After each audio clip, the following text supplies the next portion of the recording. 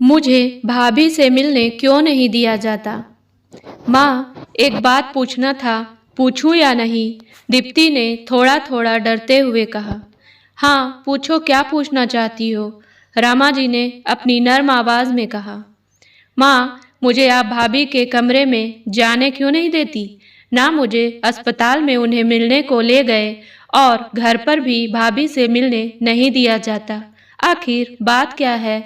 पता है ना माँ, भाभी वह बाद में है, पहले मेरी बचपन की दोस्त है और दोस्त की खुशी में ही मुझे शामिल होने नहीं दिया जा रहा। दीप्ति ने आंसू लिए हुए कहा।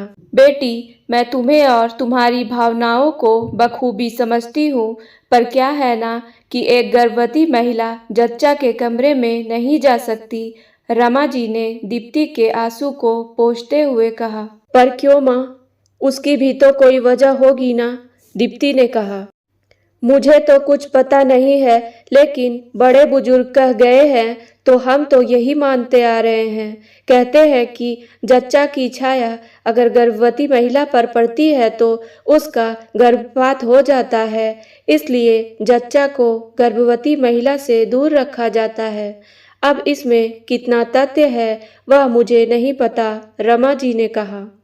माँ, जब आपको कुछ पता ही नहीं है तो क्यों मुझे रोक रखा है अपनी भाभी से मिलने को? माँ, आप किस जमाने की बात कर रही हैं?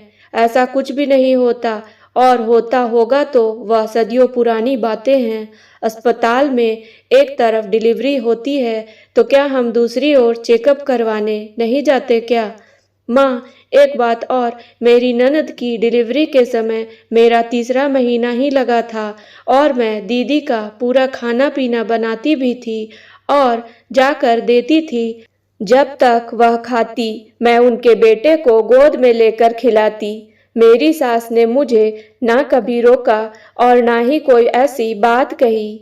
माँ, ऐसे बिना सिर पैर की बात पर विश्वास मत कीजिए, और रही गर्भपात की बात तो वह किसी और कारण से भी हो सकता है। माँ, होनी को कोई टाल नहीं सकता है, दीप्ति ने कहा। हाँ बेटी, तुम सही कह रही हो, तथाकथित बातों पर इतना विश्वास नहीं करना चाहिए। जाओ, तुम अपनी भाभी से मिल लो और परी को भी खिला लो, रमा जी ने कहा।